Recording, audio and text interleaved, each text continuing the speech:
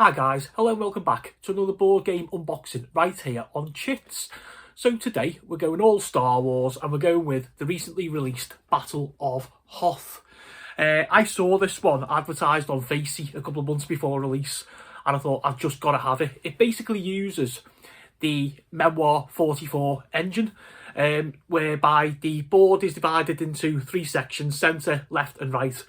You play with cards. Those cards tell you can move so many units across the left, the right or the centre. That's like your tactical side.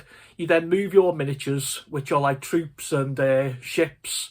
We've actually got AT walkers in this as well. And you have basically a series of missions from the Empire Strikes Back.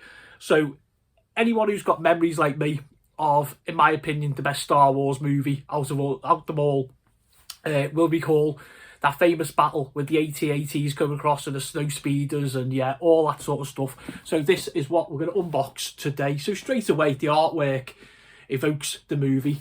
Let me show you the back so you have a quick idea of what I was talking about there. There you go. Okay, so there's your board and all your minis all set up for an epic battle. So let's get the trusty specs on and give you the intro as if the Empire Strikes Back or indeed the Battle of Hoth needs any intro. Excuse me. Okay, a long time ago in a galaxy far, far away. Okay, on a deserted icy planet Hoth, the usual silence is suddenly broken by the mechanical rumble of giant steel walkers. From their trenches, the courageous rebel troopers finally spot the Imperial forces relentlessly moving toward them. The Rebel Alliance scrambles their valuable snowspeeder squadrons in a desperate attempt to slow down the ground assault and complete the evacuation of Echo Base. Okay, so it says here, step 1, play a command card toward your units. Step 2, move your units and roll attack dice to defeat enemy forces. Step 3, draw a new command card and plan your path to ultimate victory. 17 unique scenarios, including the iconic Target the Shield generator battle. 74 finely sculpted miniatures. 6 charismatic leaders to influence the conflict and 2 dynamic multi-scenario campaigns. So this is a 8+, 2 to 4 player, and he say it takes 30 minutes. What I would say is a little trick I've done as a solo player with Memoir 44 is I've actually played both sides of the board. So set it up. And I'll go round and I'll play like the allies and I'll move forward and do the very best I can for that side. And then I'll go round the other side or spin the board and then I'll play the Axis and I will do the very best for them and let the generational, rolling of the dice sort out what happens. And that way you can still enjoy that battle. You can practice the game and, you can have like a nice little hour on your own. Always better with a mate, but we all live busy lives, so it's not always possible. So let's open a box. That's enough waffle from me. This is by Days of Wonder, by the way. Interestingly, before I start, it's got a little sign here saying Galactic Battles, and I do wonder if we're not going to see maybe the Battle of Endor or something like that, further famous Star Wars battles. If they've got the license, you may as well use it, mightn't you? Okay, so Star Wars, the Battle of Hoth, the rulebook. We will have a look through that in a wee while. I'm just going to put it there out of sight. The Battle of Hoth, the scenario book. Just to give us an idea. Okay, so Imperial Scout mission, Snowspeeder counter-attack, enemy spotted, successful landings, Hill Alpha defense, retrieve Imperial data, outpost attack, medevac, securing defensive positions, target the shield generators. That's the one we all want to play in it. Rebel breakout, under siege, enter Echo Base, protect rebel transports, Southgate retreat, Echo Base evacuation, last stand, and an epic battle, the assault on Hoth. I wanted to just read all them down to give you a full idea of exactly how tactical this little game is. Okay, www.daysofwonder.com/Battle of Hoth. Create your own battle scenarios, share your creations with other players, play new scenarios created by the community. So that's fantastic, isn't it? That's brilliant. That I'm not going to open the book at all because it is the scenarios. So I'm just going to put that over there. Right, what do we have here? We have some kind of cards. They will make more sense when I actually play it. I don't know what they are yet. This is nice. So we have scenery in the form of tiles. So this just tells us the advantages of like trenches. So for example, there you go, sorry. So if you're on a trench square, it means protection. So when attacking an infantry unit on trenches, all units reduce the number of attack die rolled by 1. In addition, an infantry unit on trenches may ignore 1 retreat rolled against it. So, you know, you can get in the trenches there.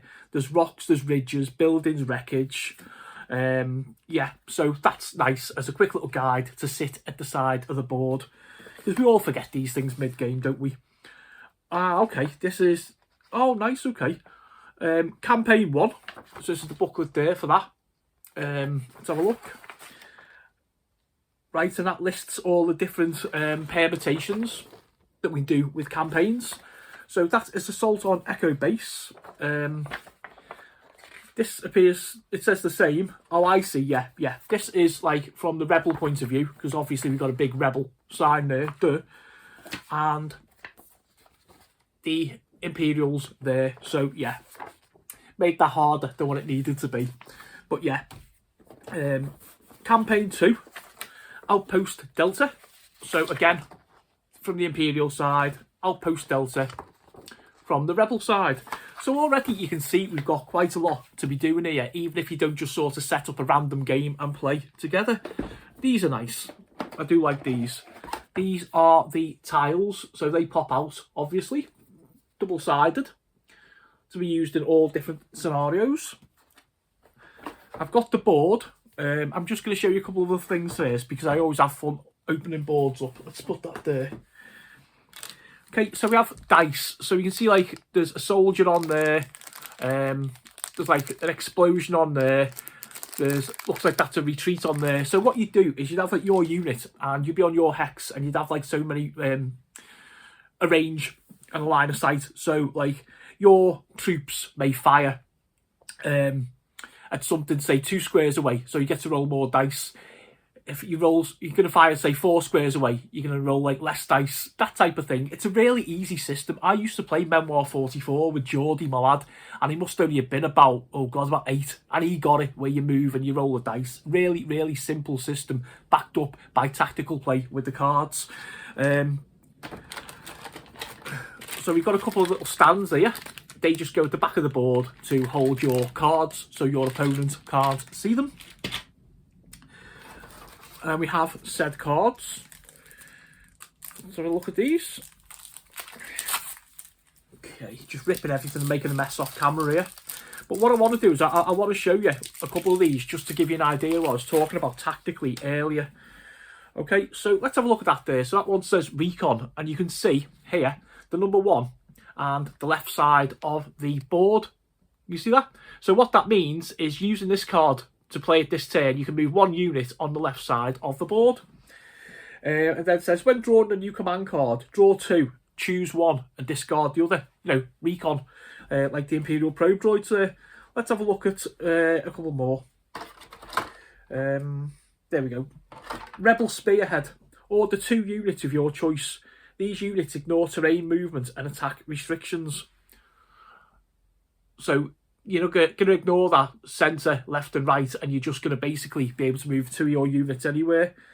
Where are we? I'm just trying to find these other ones for you that I've got. There you go. Combat Expertise, a Rebel card. Your units roll 1 additional dice for their close combat attack. Okay? So you've got all sorts of different bonuses there, which is nice. I'm going to leave the minis till the end because I know how much we all love looking at minis. Okay, so the board. Nice and white for Hoth, obviously. Well, it's got a kind of bluey hue, so, you know, yeah, it's all good. Right, this is our board here. It's double-sided. So, there we go. Okay. So, on it, we can see the lines here to divide one side, the centre, and the other side. We've got the Rebel badge on here, and if you look here, you've got little places for tokens. So what you do is as you destroy units or get your objectives, you put them on there. So like an objective of a scenario might be to, you know, kill all the units, or it might be to destroy a generator, or you get the idea, okay? So that's where you put like your victory tokens. Let's have a quick look at the rule book. Okay, so that's nice. On the back it's got sort of a little FAQ there which helps us with line of sight. But to be fair, in this game, or certainly my experience in Memoir 44, which is also a very good game by the way if you haven't gathered already, it's pretty self-explanatory to be fair. Welcome to the Battle of Hoth, a fast-paced miniatures game. Will you command the ferocious Imperial army or the courageous rebel forces? Okay, so components and setting up the game.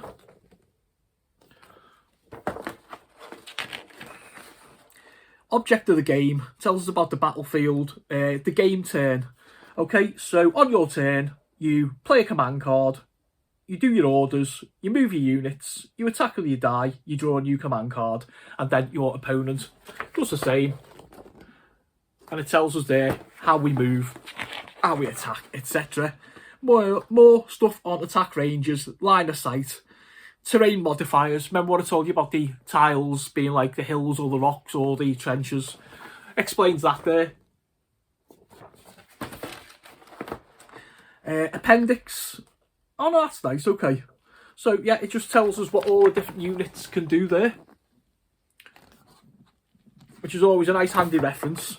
So for example, you've got like the Echo Base Trooper, that's an infantry unit. There's 3 miniatures on a unit. Move is 0 to 1 hex and attack, or 2 hexes and no attack. So you can move 1 and fire, or move 2 and can't fire. Makes sense. Tells us that we've got a range of 3 dice for 1 square, 2 dice for 2 squares away, 1 dice for 3 squares away, as I said before, and it shows us the symbols that we hit on. There's no defense rolls. You get a hit, the other unit is, or the other miniatures on the unit are removed. Okay, so that's nice. Tells us all about special forces as well. And then goes on about terrain and just says basically what those cards said. I'm presuming it's put in the rule book just to flow it through because we've got that reference card there. But, you know, I'm not having a go. Very nice to see it. And also, objective tokens. And that, folks, is the end of the rule book. So straight away, it's a 12-pager. Very, very brief. It's more like a booklet than a rule book, which is nice. Okay, should we go for it? Should we have a look at the miniatures? That's what I've been dying to get my hands on from the second I got the set. Only opened today, by the way, for the video. I removed the cellophane beforehand, because those who know me from the past know I can be quite lethal with a little blade. I've cut myself. I've nearly cut co-hosts. Yeah, it's not good. Okay, shut up, Nick. Show these folks what they want to see. Okay, so these are the little rebel troopers there. Okay. Completed, obviously, Hoth battle gear. We get a load of them. These are the rebel ion turrets, which are really, really nice. The details in these, I mean, again, with like a lot of these miniature games, you know, if you want to paint them, paint them. To me, it's a board game. I don't possess a set of paints anymore. So, yeah, you know, it is what it is. But they're nice as well. And we have our little snow speeders there. The twin guns, of course. And we have our little harpoon on the back there. Okay, there we go.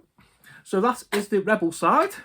Nicely denoted as well by, I don't know if you can see like a big rebel sign embossed on the plastic. That's nice.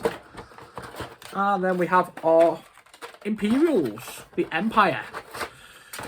So we have, oh, that's sweet, man. We have probe droids. Okay. We have the snowtroopers. They're really nice.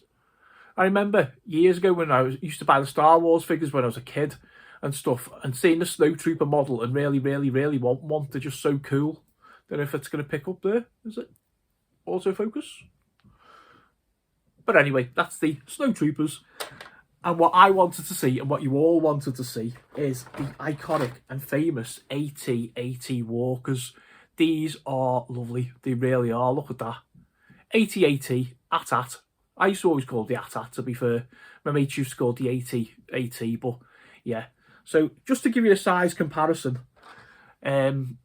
there are the troops, there are the AT-ATs, and you might turn around and say, well, they're not really to scale. Well, they're not going to be to scale, are they, to be fair, because, you know, if you had the troop that big, the AT-AT would have to be about like that big, and it's just, you'd need a board the size of your floor, like a 6'4" board. So I digress. And the Empire symbol on there, of course. So that, my friends, was the Battle of Hoth, and I hope that you enjoyed that little unboxing. And I'll see you all soon for another board game review and unboxing.